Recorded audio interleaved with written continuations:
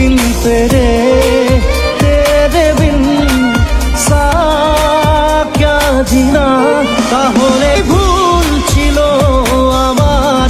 Flashback. বাসাটা change করার দিন যত না বেশি এক্সাইটেড ছিলাম তত বেশি টেনশন হইতেছিল যে এনে তো তাও আমার রুমমেটরা ছিল যাইগা, ওই জায়গায় তো আমি একা থাকবো, ওই জায়গায় আমি কেমনি কি ম্যানেজ করবো। কিন্তু যত মুশকিল তত আসান বইলে একটা কথা আছে।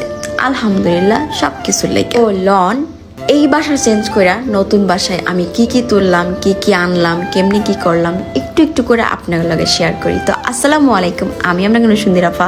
কেমন আছেন আপনারা সবাই? আশা করতে সবাই অনেক ভালো আছেন। আলহামদুলিল্লাহ আল্লাহ তাআলার রহমতে আমিও অনেক ভালো আছি আর নিজের উপরে অনেক বেশি প্রাউডও ফিল হইতেছিল যে আমি আমার নিজের একার হোক সেটা ভাড়া বাসা, তারপরও আমি আমার নিজের একটা বাসা গোছাইতেছিলাম, মানে আমার নিজের বাসা। আর অনেক কথা কমু, তার আগে আজকের ভিডিওটা কেডা কোন জায়গা থেকে দেখতেছেন অবশ্যই কিন্তু কমেন্ট করে জানাইতে ভুলবেন না। আর আইন এসবের ভিতরে একটু শরীরের স্বাস্থ্য নিয়েও বিবেচনা করি বা শরীর নিয়ে একটু কথাবার্তা করি।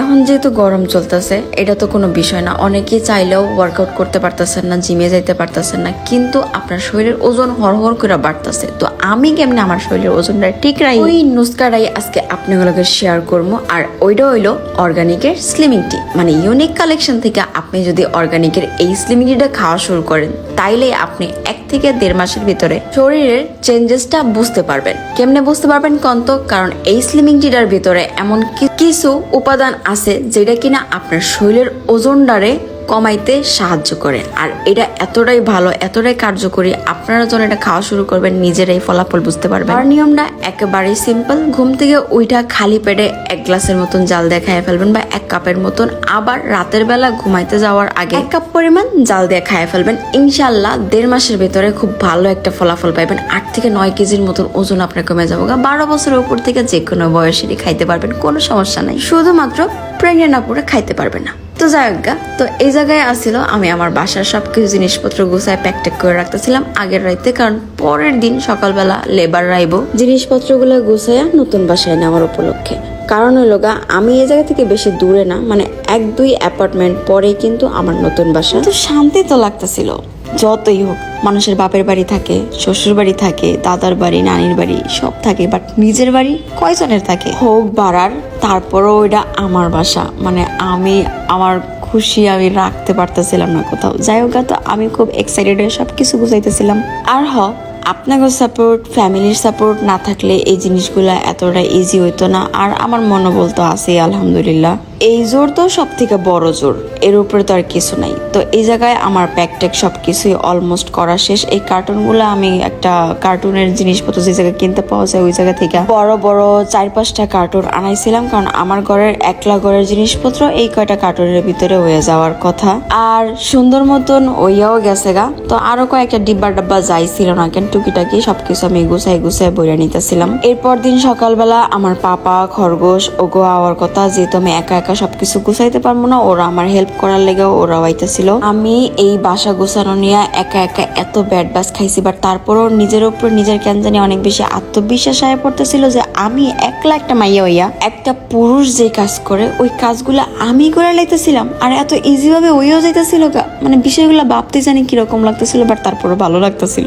আর তুইকা সবকিছু ঘরের গোছানো হয়ে গেছে গা। জানেন তো একটা বাসা চেঞ্জ করার পিছনে কত পরিশ্রম করা লাগে, কত কিছু করা লাগে ভাই। একটা গোছানো আবার সব আওলানো খুবই ডিফিকাল্ট, বাট তারপরেও আমি আর কি ম্যানেজ করে ফেলছি। তো এই জায়গায় আমার ওয়ার্ড্রোব টোয়ার্ড্রোব সবকিছু খালি, কারণ কাপড় চোপড় সবকিছু আগে আমি বক্সে ভরে লাইছি। আর জিনিসগুলো এমন ভাবে গুছাই তুলছি জানি কিনা ওই বাসায় যাওয়ার পরে আমার নতুন করে কোনো সমস্যা না পোহাইতে হয়, কারণ ভাই কাপড় চোপড় আওলা জ্বালাইলে ওগুলো ঠিক করা অনেক প্যারার কাজ। একটু খারাপ লাগতেছিল যে রুমমেটের ছাইড়া যাইতেছি গা, কত একলগে সময় কাটাইছি, একলগে বইয়া থাকছি, অনেক সময় রাতের পর রাত বইয়া থাকছি, এটা সেটা বানায় খাওয়াইছি, কিন্তু এখন তো আর ওই সুযোগটাও নাই। তো যাই হোক গা, পরিস্থিতি মানুষরা সবকিছু করতে বাধ্য করে। তো এদিকে প্রপার গোছানো হয়ে গেছে, আর ওদিকে আমার ফ্রেন্ড বয়ে কান্না করতেছিল, মানে শুয়ে কান্না করতেছিল যে মানে আমি যাবো গা ওই কষ্টে। তো আমারও খারাপ লাগতেছিল, বাড়ির সবগুলো জিনিস চাইলেও না শো করাইতে পারতেছিলাম। ওকে, আমরা বেশি দূরে না, ও যখন খুশি তখন আমার বাসায় আইতে পারে, আমি যখন খুশি তখন ওর বাসায় যাইতে পারি, আর আমাকে আওয়া যাওয়া লাগেই থাকে। এই জায়গায় আমার খাটও আয় পড়ছিল, আর অনেকে আমার খাট নিয়ে জিজ্ঞেস করছিলেন যে আপু আপনার লো খাট যেটা কিনা মিডল রুমে মানে আমার রুমে রাখছি, ওইটা আমি কই থেকে নিছি। যেহেতু এই জায়গার একটা জিনিসও স্পন্সর না, সবকিছু আমার নিজের কষ্টের টাকায় কিনা, তাই আমি চাইতেছিলাম না যে আমি কারো পেজটা মেনশন করি, তো দ্যাটস ওয়াই আমি বলতে পারতেছি না, খুবই আন্তরিকভাবে দুঃখিত। রুমের সব জিনিস যেহেতু এখনো গোছানো হয় নাই, তাই আমি রুম ট্যুর দিতেছি না, কারণ আমার রুমের টুকটাক এখনো অনেক কিছু করা বাকি আছে, যেগুলো না কমপ্লিট হওয়ার পর্যন্ত আমি রুম ট্যুর দিব না। আর রুমের জিনিসপত্র যে প্রপারলি সবকিছু আনলাম, এডির ভিডিও তখন দিয়ে শেষ করতে পারিনি, রুম ট্যুরের ভিডিও কখন দিব। তো এই জায়গায় আমি আমার চুলা মানে গ্যাসের চুলা কিনা লাইছিলাম অনেক আগে, বেস্ট বাইতে কিনা ওই জায়গায় রেখে দিয়েছিলাম, কারণ এই চুলাটা আমার কাছে অনেক বেশি পছন্দ হয়েছে। পরে যদি না পাই, যেহেতু ভাই নিজের বাসা, তো বারবার জিনিস কেয়ারলে করবো, যা করবো একবারই করবো, যেন অনেকটা বছর টিকসই হয়ে থাকে। গেস করেন তো এই বাসার পিছনে আমার টোটাল কতগুলো টাকা খরচ যাইতে পারে। প্রথমত যখন আমি আমার ফ্রেন্ডের লাগে উঠছিলাম, ওই জায়গায় প্রায় আমার লাখখানিকের উপরে টাকা খরচ হয়েছিল।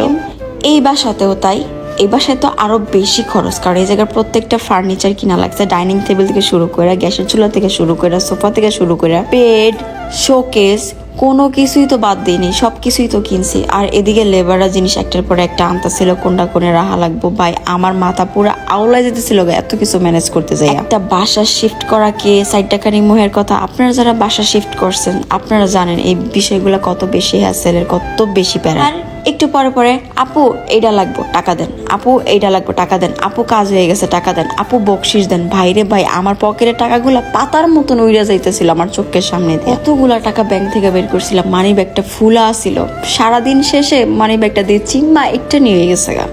গড়গোছানি হইয়া যাওয়ার পরে দেখে তো শান্তি লাগতেছিল ভাই, চোখের শান্তি মনের শান্তি এর থেকে বড় আর কি লাগে। যাই হোক, যা করতেছি একবারই তো করতেছি, একবার করবো বারবার ব্যবহার করবো। খরচ তো এই পর্যায়ে শেষ ছিল না, মাত্র তো সবে জিনিসপত্র আনা, এরপরে ইলেকট্রিশিয়ানের আরো কত কিছু কাজ আছে, ফ্যান লাগানো আছে, লাইট লাগানো আছে, কলিং বেল ঠিক করার আছে, কলিং বেলটা নষ্ট ছিল, বাপরে বাপ। নতুন বাসা মানেই এতগুলা খরচ, বাট সমস্যা নাই, আমার সবকিছু প্রপারলি আস্তে আস্তে হয়ে যেতেছিল।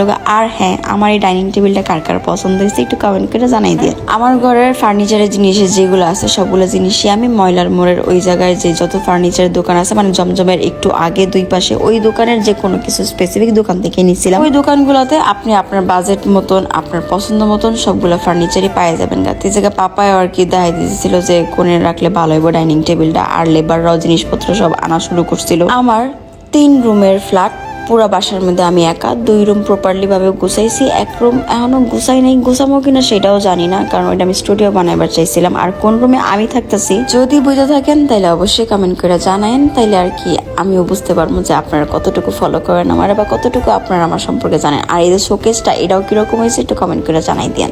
যাক, অনেক কষ্ট করা হয়েছে সারাদিন, পাপা ওরা অনেক কষ্ট করছে, খরগোশরা সবাই অনেক কষ্ট করছে, আমি তো ভাই হাঁটাহাঁটি করতে করতে আমার কোমর টোমর সবকিছু লাগিয়ে গেছিল গা। এই পর্যায়ে বাসার জিনিসপত্র আনা সবকিছুই ডান, আরো বাকি যে কাজকর্মগুলো আছে ওগুলা অন্য কোনো ভিডিওতে আপনাগুলোকে শেয়ার করবো না। এই পর্যন্ত যারা যারা দেখছেন আপনার কাছে কিরকম লাগছে কমেন্ট করে একটু জানাই দেন। নতুন বাসায় কেমনি কি রান্না বান্না করলাম সবকিছু আপনাগুলোকে শেয়ার করবো, তাহলে ধৈর্য ভিডিওগুলো দেখতে থাকেন, একটার পর একটা প্যাটার্ন ওয়াইজ আইতেই থাকবো।